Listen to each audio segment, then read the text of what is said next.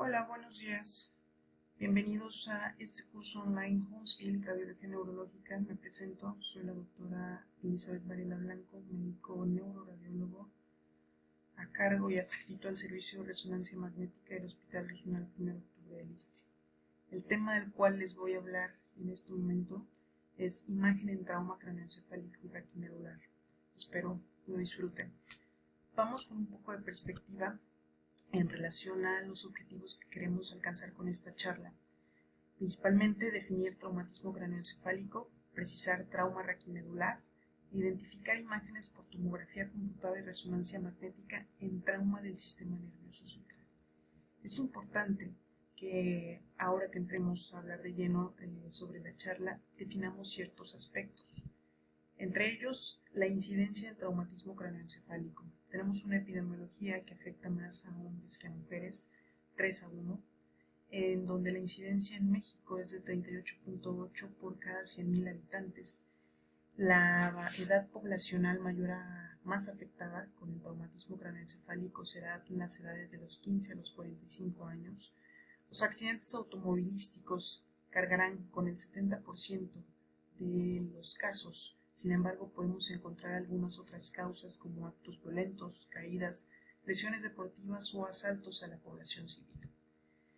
Definamos entonces qué significa traumatismo craneoencefálico. Como tal, alteración en la función cerebral o evidencia de patología cerebral secundaria a una fuerza externa. Aquí es importante aclarar un punto, debido a que en la literatura podemos encontrar también la definición de traumatismo craneoencefálico como una lesión cerebral traumática o lo que conocemos como un traumatic brain injury, en donde tendremos una pérdida de conciencia. Se debe de incluir la duración. Se debe de evaluar si el paciente cuenta con una amnesia postraumática y obviamente todo traumatismo tendrá que ser categorizado acorde a la escala de Glasgow, que todos conocemos: apertura ocular, respuesta motriz y respuesta verbal. Sí se puede utilizar la escala de Glasgow modificada de Cook y Palma, en donde se agrega también tos y respiración, no hay ningún inconveniente. Conforme a esto, entonces, y entrando directo al traumatismo craneoencefálico, la fisiopatología es importante. Podemos tener una fisiopatología primaria y secundaria. Entonces, la primaria y secundaria, ¿qué es lo que nos llevará a que se definan como tal? Bueno, primaria, tendremos un daño de la estructura del citoesqueleto axonal, a una alteración de la permeabilidad de la membrana celular, un déficit de oxígeno con acumulación de productos patológicos y alteración de la homeostasis cerebral. En el secundario podemos tener activación de diferentes cascadas bioquímicas deleterias a la evolución del paciente. Es importante entonces que nosotros definamos ese traumatismo craneoencefálico de tipo focal o difuso. Focal, directamente relacionado con las fuerzas de inercia.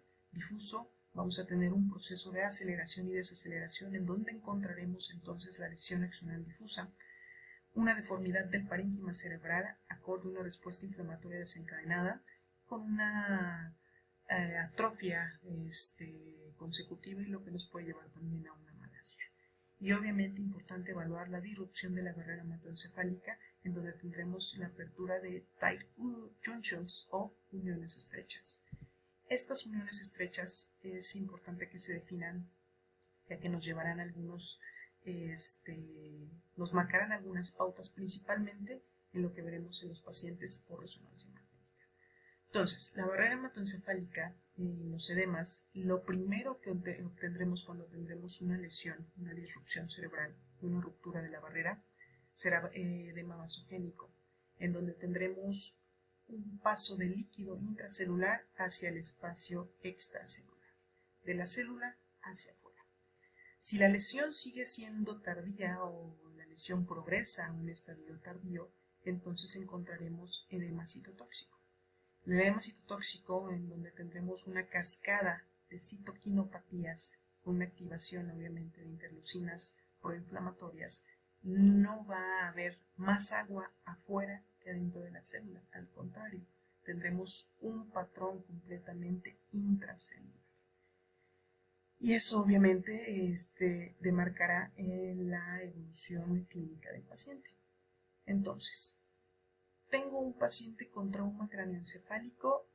¿Qué es lo que debo de hacer por neuroimagen? Una tomografía computada simple. Podremos evaluar algunos parámetros en donde la literatura menciona que podremos sí encontrar algunos casos en donde sea necesario hacer un estudio contrastado. Los estudios contrastados estarán principalmente indicados en aquellos pacientes en donde creamos que además del trauma podemos tener una lesión vascular concomitante. Entonces, acorde a lo que acabamos de mencionar, tenemos ciertos criterios para efectuar tomografía en aquellos pacientes que llegan a las salas de urgencias. Están los criterios de New Orleans y tenemos los criterios de o las reglas del de Canadian City Head, en donde vamos a encontrar principalmente la evaluación por la escala de Glasgow y ciertas características que debe de cumplir el paciente para llevarlo a tomografía. Podemos encontrar cefalea, vómito, es importante la edad, pacientes mayores de 65 años, una amnesia persistente anterógrada, una depresión en cráneo o fractura encima de la clavícula. Es importante evaluar el mecanismo del trauma, principalmente por los criterios de New Orleans, y signos de fractura de base de cráneo. Podemos encontrar entre los signos de fractura de base de cráneo la equimosis periorbitaria, la equimosis retroocular y obviamente la otorragia o Entonces, llega nuestro paciente, un paciente altamente sugestivo o que refiere a tener un trauma. También es importante que ubiquemos los espacios, esos espacios en donde podremos encontrar patología. Permítame mover para que podamos ver todos. Excelente. Esa patología entonces podrá estar determinada, o mejor dicho, los espacios podrán verse ocupados a nivel subgaleal o epidural, subgaleal obviamente en tejidos epicraneales, tejidos blandos epicraneales, a nivel epidural, subdural o subaracnoideo. Algunas de las características en donde nosotros evaluamos signos que podemos correlacionar con las colecciones que estamos viendo actualmente, bueno, se dice en radiología que un hematoma epidural puede tener una forma en lente biconvexa, como lo estamos viendo en este nivel. Un hematoma subdural será en media luna, como lo estamos viendo en lo que se está señalando, y obviamente una hemorragia subaracnoidea estará ocupando cisternas y surcos. Es importante evaluar por tomografía obviamente los estadios y eso estará totalmente relacionado con la densidad del coágulo. Primero, identificar los espacios. ¿Cuáles son los espacios que tenemos ocupados? Y posterior a esto, evaluar entonces esos espacios ocupados por escalas en donde nos permiten otorgar un puntaje para la severidad del cuadro. Dentro de la hemorragia subaracnoidea podemos evaluar las escalas de Rotterdam y Marshall. Ojo, aquí también podemos encontrar algunas escalas como Helsinki y Estocolmo. Helsinki y Estocolmo evalúan principalmente hematomas subdurales y hemorragia subaracnoidea. Rotterdam y Marshall podremos encontrar incluso volúmenes, desviación de la línea media, alteraciones neurológicas. Importante delimitar las escalas para una hemorragia subaracnoidea traumática de aquellas escalas para una hemorragia subaracnoidea aneurismática. Entre ellas menciono algunas: Barrow Neurological Institute, la escala de Fisher, la escala modificada de Fisher, una Hess. Tenemos también el puntaje Hydra, como algunas por mencionar. Evaluamos entonces directamente las escalas de Marshall y de Rotterdam. El score Marshall nos va a dar 6 grados y la escala de Rotterdam nos va a dar hasta 5 puntos. Vamos a tener ciertos hallazgos tomográficos a nivel de cisternas basales, línea media, espacio epidural y si podemos encontrar hemorragia subaracnoidea o intraventricular. Dentro del score Marshall, del 1 al 6, iremos evaluando la amplitud de las cisternas, obviamente si no tenemos hallazgos tomográficos patológicos, la amplitud de las cisternas, la compresión de las mismas, la desviación de la línea media por más de 5 milímetros. Ojo, Del 1 al prácticamente 4 o 5, también se evalúa si tenemos imágenes hiperdensas o con densidad mixta. El 6, donde encontraremos lesiones con alta densidad, hiperdensas y probablemente con un volumen mayor a 25 que no puedan ser evacuables. En relación al grado número 5, en donde podemos encontrar lesiones altamente quirúrgicas. En la escala de Rotterdam vamos a tener entonces puntajes de 0 a 2 con una suma máxima de hasta 5, en donde podemos encontrar compresión o ausencia total de las cisternas basales, la desviación de la línea media, que aquí da igual, vamos a tomar nuevamente 5 milímetros como límite, la hemorragia epidural y si encontramos hemorragia subaracnoidea o hemorragia intraventricular. Vayamos a las imágenes para que podamos evaluar. ¿Cómo vamos a evaluar entonces el volumen cerebral de una lesión? Y aquí es importante que tengamos ciertos parámetros porque no todas las lesiones son iguales. Entonces, en esta imagen que tenemos de tomografía computada, donde estamos viendo un corte axial y un corte sagital, vamos a evaluar entonces el coágulo que estamos teniendo, que tenemos diferentes estadios. Tenemos una forma esférica o elipsoide y vamos a hacer entonces nuestra multiplicación de las limitaciones. Esta multiplicación vamos a hacerla dorso ventral, rostro caudal y lateral. Todo en centímetros y lo vamos a dividir entre 2 si la forma de la lesión es esférica o entre 3 si la lesión es elipsoide. En este caso tenemos una forma elipsoide y hacemos las mediciones: 3.8 centímetros dorso ventral por 4.8 rostro caudal por 3 centímetros lateral. Entre 3 tenemos un volumen lesional de 18.24. Entonces, para calculemos Rotterdam y Marshall en estas imágenes de este paciente que estamos evaluando.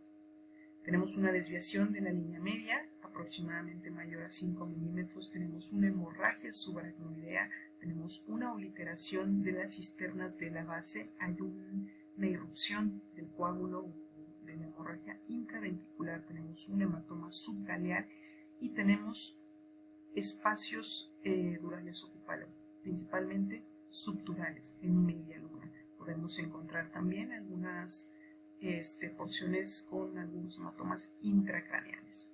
No tenemos una lesión medible como tal, probablemente habría que sacar volúmenes para ver si tenemos una lesión evacuable o no evacuable quirúrgicamente.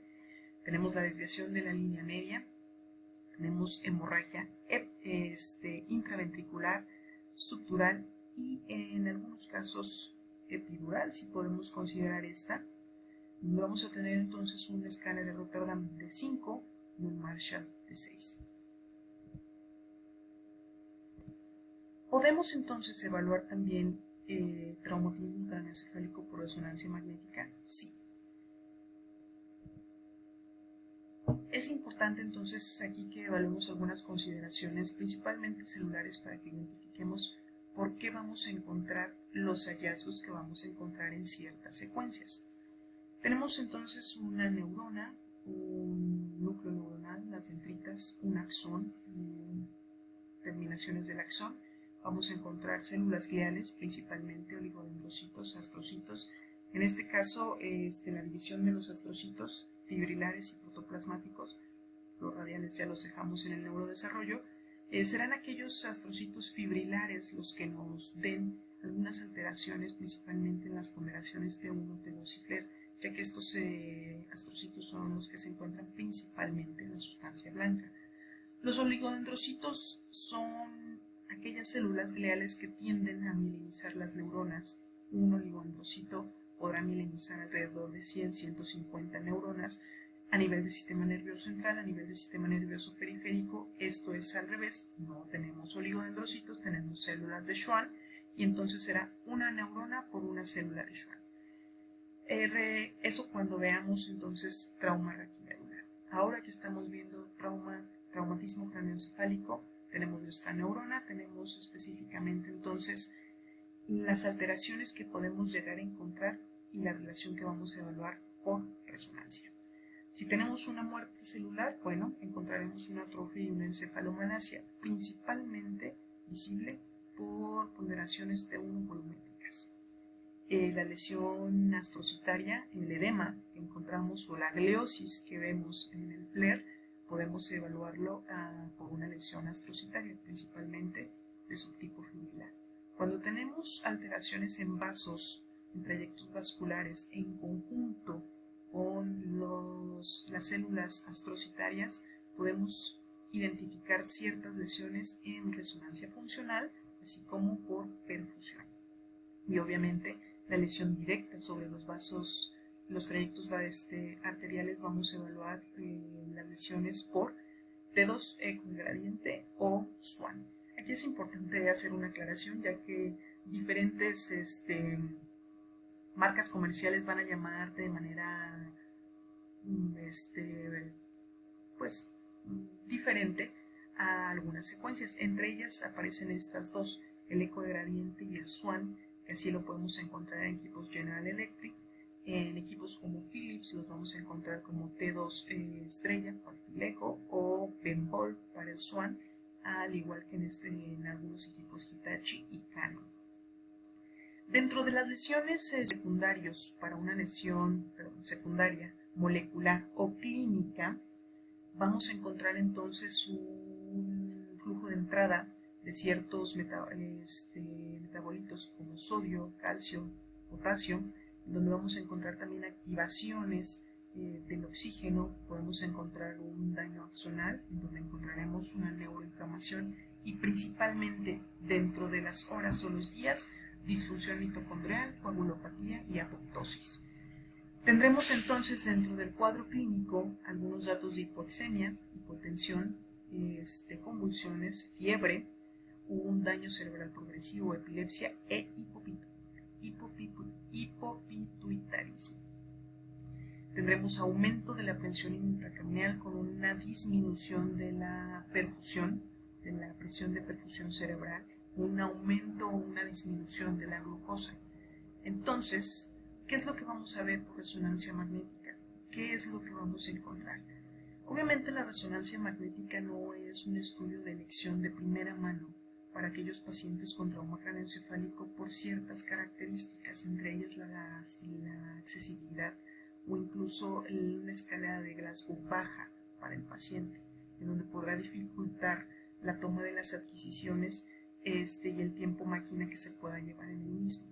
Obviamente tendremos ciertas características para la resonancia magnética para que sea útil. Entre ellas podemos encontrar la pérdida de volumen que se puede evaluar por la resonancia magnética, las alteraciones en la conectividad de la sustancia blanca mediante la medición de tractos, las alteraciones temporofrontolímbicas, el envejecimiento y los desórdenes neurodegenerativos. En estos casos, en estas imágenes que estamos evaluando de resonancia magnética, les presento un mismo paciente que ha ido evaluando progresivamente. Vamos a encontrar ponderaciones en FLAIR y ponderaciones en eco de gradiente. Las ponderaciones en FLAIR, importante para que las identifiquemos sobre la ponderación T1, ambas tienen el líquido cefalorraquídeo hipointenso, va a ser la sustancia gris y la sustancia blanca. Si observamos aquí la sustancia gris en este FLAIR es gris, la sustancia blanca en este FLAIR es gris y la sustancia gris es blanca. En el T1 es completamente al revés. La sustancia blanca es blanca y la sustancia gris será gris. Es una manera para que ustedes puedan identificar una potenciación FLAIR.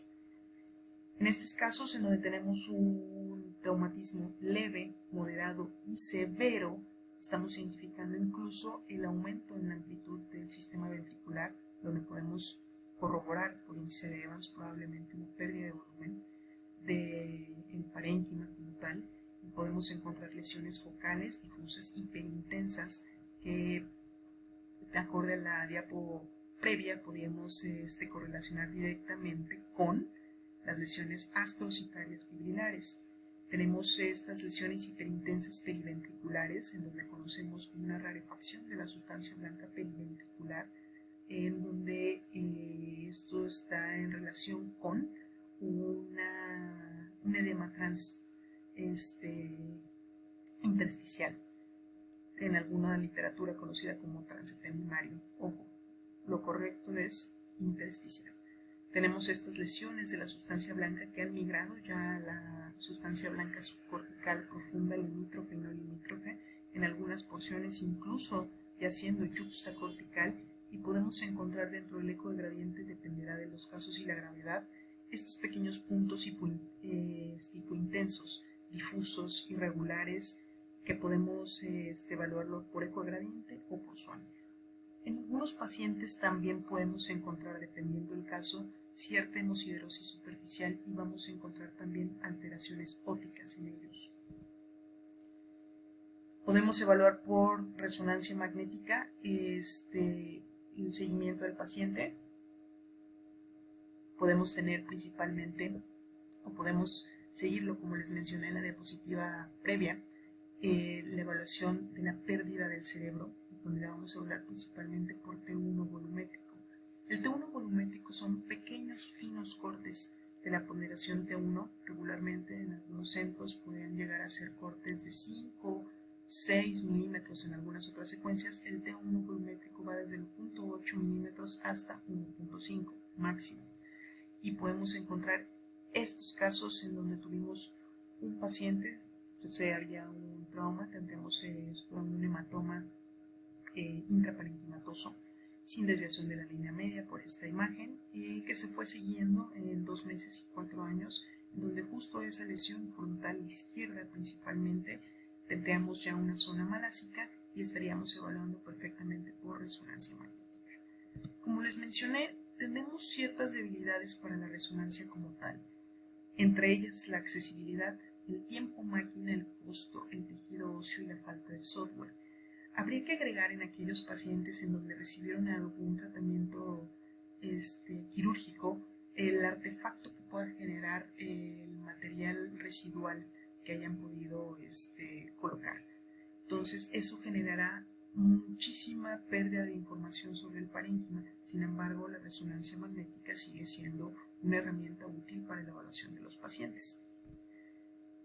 Los estadios de los hematomas, como se los mencioné, es importante. Podríamos evaluar un estadio solo con verlo y poder decir si tiene horas, días o incluso semanas. Cuando estamos hablando por resonancia magnética específicamente, vamos a encontrar estadios hiperagudos en donde vamos a tener menos de 24 horas y los vamos a evaluar solo por ponderaciones T1 y T2. Habrá que comparar una junto con otra para que podamos identificar el estadio y podamos hablar probablemente del tiempo de evolución. Cuando tenemos hematomas agudos de 1 a 3 días, en T1 podremos encontrar esa hipointensidad discreta, completamente hipointenso en T2. El estadio subagudo lo vamos a dividir en dos, temprano y tardío. Temprano mayor a 3 días, tardío mayor a 7 días, sin llegar a la cronicidad, en donde podremos encontrar una cronicidad en los 14 días. En el estadio subagudo temprano, en la ponderación T1 lo vamos a encontrar hiperintensa, en ponderación T2 hipointensa. El único estadio en donde vamos a encontrar hiperintensidad en ambas secuencias va a ser en el estadio subagudo tardío, y obviamente en un estadio crónico ambas van a estar hipointensas. Es muy probable, en la mayoría de los casos, que tengamos pacientes con estadios múltiples o, en su defecto, múltiples estadios del coágulo, que es cuando lo mencionamos. Esto está en relación, obviamente, que hay pacientes o hay lesiones principalmente en donde hay un resangrado, y eso es importante. Y para identificar entonces temas por traumatismo craneoencefálico, es importante que nos identifiquemos en ciertos parámetros. Los espacios de los cuales hablamos: subcaleal, epidural, subaracnoideo, subdural. La anatomía, porque obviamente eso generará déficit neurológico, motor, sensitivo o mixto. El estadio del coágulo del cual estamos hablando, y vayamos a más imágenes. Tenemos en estos casos entonces estudios tomográficos, como mencionamos. Para el traumatismo craneoencefálico será el estudio de elección de primera mano. para llevar pacientes, para evaluar pacientes en el área de urgencias. Tenemos lesiones subdurales, como estamos viendo en esta imagen, con desviación de la línea media mayor a 5 milímetros, obliteración de surcos y cisuras hemisféricas derechas. Tenemos un trauma óseo, en donde estamos viendo una pérdida de la continuidad prácticamente precoronal, ipsilateral en otro paciente. Importante lo que mencionaba en relación a los estadios del coágulo y en los espacios. Tenemos ocupación de un hematoma subdural prácticamente muy similar a la densidad de la sustancia gris. Si lo compramos, este es un hematoma agudo, entonces está discretamente hipodenso con relación a la sustancia gris. Siempre que hablemos de comparación del cerebro va a ser en comparación con la sustancia gris. Tenemos nuevamente esta otra imagen, tenemos un hematoma subdural, laminar, contralateral que estábamos viendo aquí, lado derecho, probablemente también en estadio agudo. Importante evaluar siempre la fisura interhemisférica y la tienda del cerebelo. Son algunas áreas que por algunas características y algunos tomógrafos encontraremos de manera hiperdensa. Ojo, la simetría siempre es muy importante. Estamos viendo un aumento en la densidad de la fisura interhemisférica con un aumento de la tienda del cerebelo, pero de manera asimétrica. Es mucho más hiperdensa el lado derecho, donde podemos hablar de una hemorragia subdural interhemisférica con extensión a la tienda del cerebelo, y obviamente estamos identificando a este nivel una irrupción intraventricular. Las lesiones por contragolpe también son importantes, y es importante que evaluemos porque vamos a encontrar lesiones completamente distales al sitio del trauma. En este gráfico lo estamos viendo, tenemos un trauma a este nivel, completamente parasagital posterior derecho, y tenemos una lesión por contragolpe completamente precoronal izquierda. En estos casos podemos encontrar, como vemos en las imágenes por tomografía en proyección coronal, un hematoma subgaleal con una lesión ósea.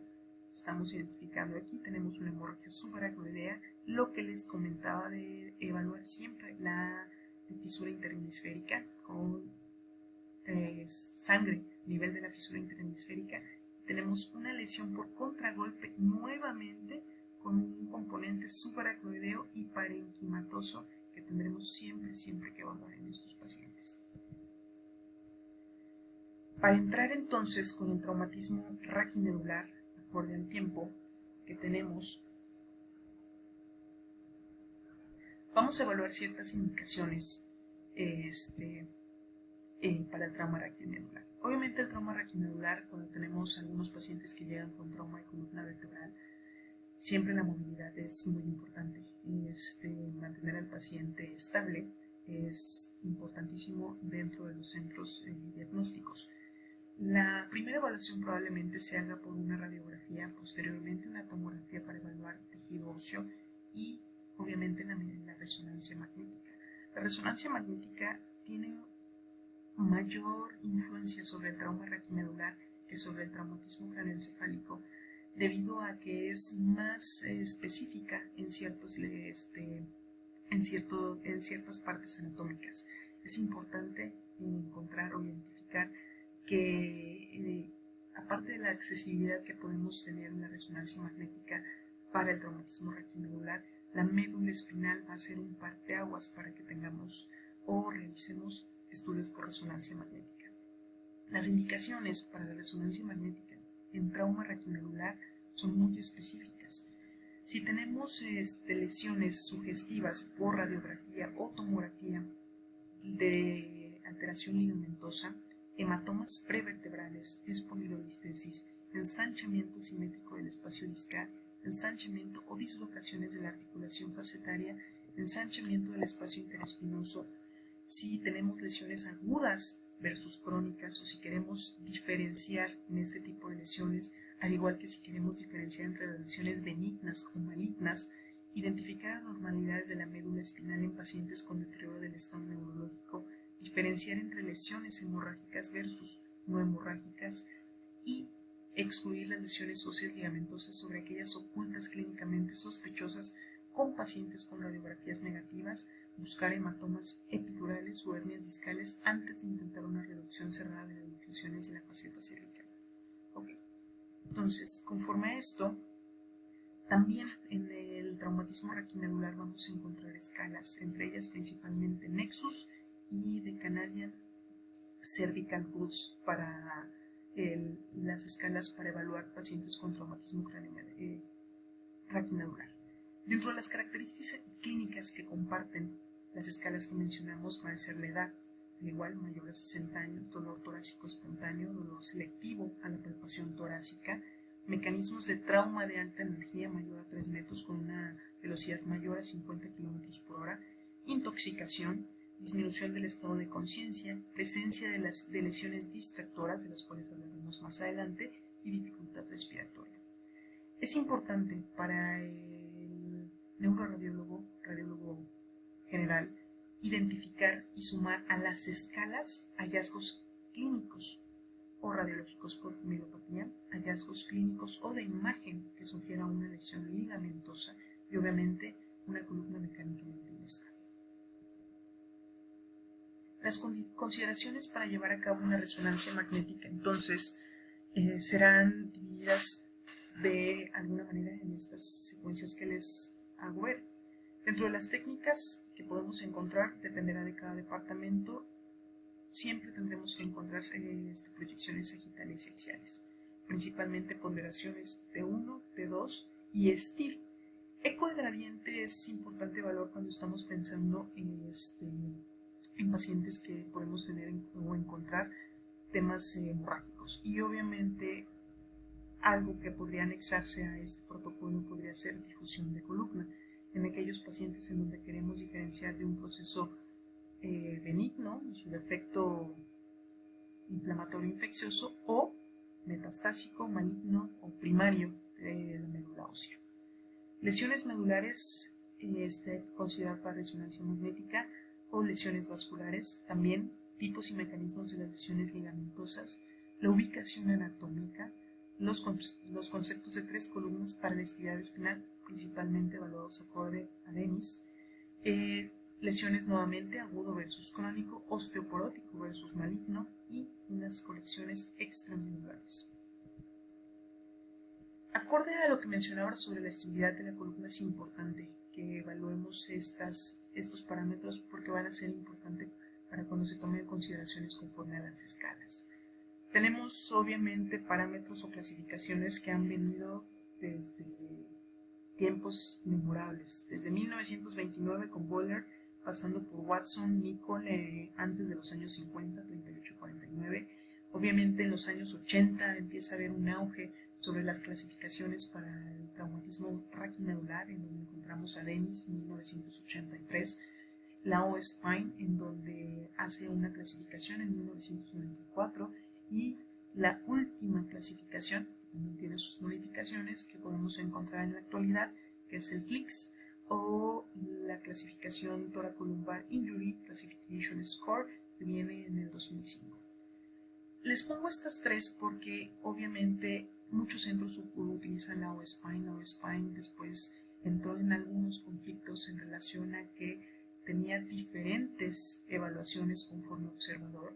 Cada quien podría dar una escala o un tipo de fractura completamente diferente a un observador en específico. Es por eso que entonces surgió la clasificación CLICS. CLICS fue muy criticada al inicio, en los primeros 5 o 10 años, nació en el 2005, debido a que la mayoría de las evaluaciones que tenía eran de los mismos médicos que habían propuesto la clasificación. Dennis se mantiene en relación a la estabilidad y muchos centros lo utilizan. Dennis habla principalmente de 3 columnas. En la primera columna de Dennis, segunda y tercera, en donde encontramos ciertos aspectos o ciertas estructuras anatómicas en donde vamos a evaluar los traumas. Dentro de la primera, pues vamos a encontrar el ligamento longitudinal anterior y los primeros 2/3 del cuerpo vertebral. En la segunda escala, en la segunda columna de Dennis, encontraremos principalmente el tercio posterior del cuerpo vertebral y el ligamento longitudinal posterior, y tendremos también entonces la tercera columna de Dennis, donde encontraremos todos los elementos óseos y ligamentosos posteriores. En CLICS principalmente hablaremos de la morfología de la fractura, la integridad del complejo ligamentario posterior y el estatus neurológico. Siendo específicos entonces con las imágenes por resonancia magnética, evaluaremos acorde entonces a la clasificación más reciente. CLICS en este caso, en relación a la morfología de las fracturas, el complejo ligamentario posterior y el estado neurológico. Es importante entonces que conozcamos estos aspectos para la estabilidad de la columna y la estabilidad del cuerpo. Dentro de la morfología de las fracturas vamos a encontrar 4. Va a ser fracturas por compresión, estallido o burst en su nombre, translación o rotación, 3, y obviamente distracción, en donde iremos sumando los puntos. Antes de entrar al complejo ligamentario posterior y sus lesiones, es importante ubicar la anatomía, donde tendremos los pedículos, quiero decir pedúnculos, los pedículos, tendremos los ligamentos, principalmente el ligamento amarillo, los ligamentos interespinosos, el ligamento supraespinoso y las uniones facetarias o la cápside de las uniones facetarias, también conocidas como articulaciones cigoapofisales. Dentro del estatus neurológico podemos encontrar 5 factores a evaluar. Un estatus neurológico intacto, alteración de la raíz nerviosa, un cordón, una alteración con cordón completo, una alteración de cordón incompleto o alteraciones a nivel del filum terminario. Podemos evaluar, o es importante que evaluemos de manera radiológica, si encontramos mielopatía o compresión nerviosa, si tenemos retropulsión de un fragmento del cuerpo y el porcentaje del estrechamiento del canal espinal. Más que porcentaje, evaluamos la longitud en milímetros. Obviamente, si estamos hablando de cada segmento cervical, dorsal y lumbar, tiene diferente calibraje. A nivel cervical, una disminución de 15 milímetros en el diámetro antero-posterior tendrá que ser significativa. Una disminución menor a 10 milímetros es altamente significativa, estamos hablando ya de un canal cervical estrecho. Lo mismo se traduce a nivel lumbar. 15 milímetros antero-posterior, 18 milímetros en transverso. Si encontramos hematomas epidurales, y ojo, importante para CLICS, cada evaluación de las lesiones de la fractura, si tenemos más de una, se debe de evaluar por separado. Obviamente tendremos algunos distractores para el tratamiento clínico quirúrgico. Dentro de esos distractores podemos encontrar, o modificadores, fracturas de esternón, columna rígida, múltiples fracturas de costillas en los mismos niveles, heridas no sujetables y deformidad preexistente. Veamos imágenes. Entonces, ubicación, estabilidad, CLICS, y obviamente no podemos dejar atrás otra clasificación que se utiliza muchísimo dentro de los centros clínico-quirúrgicos, que es ASIA, para evaluar principalmente lesiones sensitivas y motoras. En estas imágenes por resonancia magnética no estamos hablando de una ponderación STIR en ambos casos, tanto en imagen A como en B, donde tenemos pacientes completamente diferentes. Cuando estemos hablando de ubicación, importante identificar el segmento cervical, dorsal o lumbar. Estabilidad. Acorde a las columnas de Dennis, la estabilidad va a estar alterada si tenemos alteración en 2 columnas específicas. Puede ser primera y segunda columna de Dennis, segunda y tercera columna de Dennis, o obviamente alguna lesión extremadamente rara en donde solo la encontremos en los extremos, primera y tercera columna. En este caso en específico, cuando estamos hablando a nivel posterior, tercera columna de Dennis, solo tenemos alteraciones en tejidos blandos paravertebrales. En este caso en específico, en imagen B, estamos evaluando alteraciones a nivel de la segunda columna de Dennis, así como en la tercera columna de Dennis. Tenemos una lesión en lágrima ligamentaria contenida por el ligamento longitudinal posterior, con protrusión hacia la cara ventral del cordón medular, identificando ya cambios en la intensidad intramedulares, probablemente asociados a mielopatía, con un aumento del espacio interespinoso, una lesión del ligamento interespinoso, del ligamento amarillo, con una alteración en la intensidad de señal de los tejidos blandos por trauma paravertebrales. Importante entonces evaluar estas imágenes para identificar secuencia, ubicación, estabilidad y obviamente dar una clasificación CLICS. La clasificación CLICS nos otorgará un porcentaje, pero es importante mencionar. El porcentaje estará en relación a si el tratamiento debe ser quirúrgico o no quirúrgico. Un porcentaje menor a 4 hablará de un tratamiento no quirúrgico.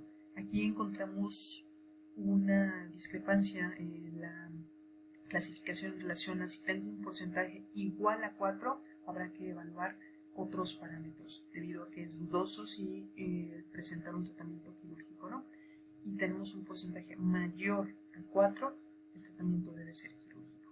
En este caso en específico, donde tenemos un mismo paciente, nuevamente ponderaciones en STIR, estamos evaluando su presión grasa, tenemos el líquido cefalorraquídeo hiperintenso, el cordón medular y tenemos las alteraciones a nivel de cuerpos vertebrales. Encontraremos una lesión a nivel del ligamento longitudinal anterior en lágrima, una fractura en lágrima contenida por el ligamento longitudinal anterior, posterior una fractura en lágrima contenida por el ligamento longitudinal posterior, similar al cuadro previo, donde tenemos un aumento del ligamento amarillo e interespinoso con un aumento del espacio. Esto es muy característico de las lesiones en lágrima. Regularmente cuando son contenidas por el ligamento longitudinal anterior más que el posterior, encontraremos un aumento del diámetro del espacio interespinoso. Eso es característico. Tendremos también nuevamente alteraciones del ligamento nucal, que podemos luego ver ciertas calcificaciones en placas radiográficas. Tendremos alteraciones de las facetas articulares, tendremos alteraciones en los cuerpos vertebrales, como estamos viendo en la imagen de manera hiperintensa en los platillos de los cuerpos, principalmente dorsales a este nivel. Las colecciones, importante identificar las colecciones intravertebrales, principalmente epidurales, porque generarán una compresión directa sobre la médula espinal, y esta compresión directa puede generarnos cambios en la intensidad de la misma o, en su defecto, alteraciones completamente sensitivas y motoras para el paciente. Tenemos una potenciación en T1 en la imagen A, tenemos una potenciación en eco de gradiente en la imagen B, y tenemos una potenciación en T2 en la imagen C. Dos proyecciones axiales, tenemos una proyección sagital. Les comenté que siempre deben de estar dentro del protocolo de columna vertebral. Tenemos esta colección hipointensa visible en la imagen A, en donde está completamente proyectada sobre la cara dorsal del cordón medular. Es un paciente que ya ha recibido un tratamiento quirúrgico. Tenemos la ausencia de todas las apófisis espinosas del segmento dorsal, casi todas, 3, 4, 5, 6. Tenemos vértebras en bloque, 4, 5 y 6 principalmente, y tenemos esta colección. El cual colección que es del mismo paciente en esta proyección eco de gradiente, y se identifica de esta manera. Parece ser que hay una disminución en la amplitud de los neuroforámenes y obviamente la intensidad de la señal de la colección nos está demarcando el estadio. Este es un paciente completamente diferente, obviamente, debido a que la colección está del otro lado. Aquí la tenemos completamente central y adyacente a la lámina izquierda. Aquí lo tenemos central y adyacente a la lámina ósea del lado derecho, con una proyección, un contacto directo sobre la médula espinal a nivel dorsal. Se alcanzan a identificar cambios en la intensidad de señal del cordón medular. Tenemos una reducción de los espacios o de los neuroforámenes justo visible en este nivel. La resonancia magnética nos ayudará para identificar estas colecciones.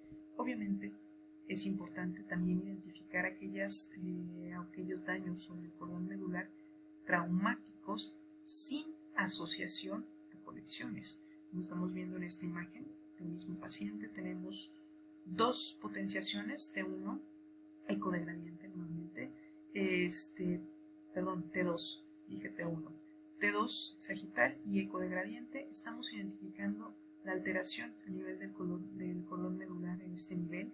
Obviamente tenemos contactos discoligamentarios sobre el mismo que podrían estar en relación. El antecedente clínico siempre va a generar importancia en estos momentos. Y lo que estamos evaluando en el ecogradiente es alteración completamente difusa. Podemos encontrar alteraciones en el cordón medular de tipo difuso, completamente solo con alteración de la sustancia gris o solo con alteración de la sustancia blanca. Dentro de las lesiones importantes para evaluar si es estadio agudo o crónico, vamos a utilizar principalmente los cambios MODIC. Los cambios MODIC por tomografía solo va a ser posible evaluarlo de manera o buscando esclerosis. Los cambios MODIC van a ser edema, recambio graso y esclerosis. Cambio MODIC 1, edema, cambio MODIC 2, recambio graso, cambio MODIC 3, esclerosis. Lo que vamos a evaluar por tomografía y placa simple será la esclerosis, cambios MODIC tipo 3. Por resonancia magnética podemos evaluar todos los cambios MODIC que les acabo de mencionar. El edema obviamente va a verse hiperintenso en ponderaciones STIR, obviamente hiperintenso en T2 y hipointenso en T1. Podemos evaluarlo a este nivel, en donde estamos viendo el mismo paciente por tomografía con antecedente de trauma, sin identificar principalmente estas lesiones que estamos observando por resonancia magnética. Entonces, cambio MODIC 1, edema, hiperintenso en T2, hipointenso en T1. Cambio MODIC 2, recambio graso, hiperintenso en T1 e hiperintenso en T2. Y cambio MODIC 3, esclerosis, hipointenso en todos. Las lesiones benignas o malignas, importante. Hay lesiones que podemos deducir fracturas por compresión completamente tipo osteoporótico o fracturas por compresión en territorio patológico. Esas fracturas estarán en relación con los pacientes, obviamente, que tengan un proceso neoplásico primario de la médula ósea o secundario metastásico. Un tip para estos pacientes, si no puedo meter medio de contraste y tengo duda al estar observando el estudio que se está llevando a cabo, hay que hacer difusión en columna. Si tengo una lesión neoplásica de tipo blástico, tendrá restricción a la difusión. Las lesiones líticas obviamente podremos evaluarla incluso hasta por placa simple o tomografía. Eso nos podrá incluso diferenciar en un proceso inflamatorio infeccioso sobre un proceso neoplásico primario o secundario. En estos pacientes que estamos observando, A y B son un mismo paciente, C y D son un mismo paciente, estamos viendo estudios por resonancia magnética en donde identificamos T2 sagital STIR, T1 y STIR. Y estamos evaluando esta fractura a nivel del platillo superior del cuerpo vertebral de L1. Tenemos edema, una fractura en agudo, importante las fracturas en agudo, hiperintensas con edema, fracturas crónicas con esclerosis, cambios MODIC tipo 3. Y estamos identificando otro paciente donde tenemos múltiples lesiones hipointensas difusas en los cuerpos vertebrales, incluso en los elementos óseos posteriores, que tenemos ciertos cambios en la intensidad de señal en las potenciaciones STIR, como estamos identificando, con proyección hacia la cara ventral del saco dural, como está haciendo a este nivel. Fracturas patológicas asociadas a un proceso maligno primario o secundario.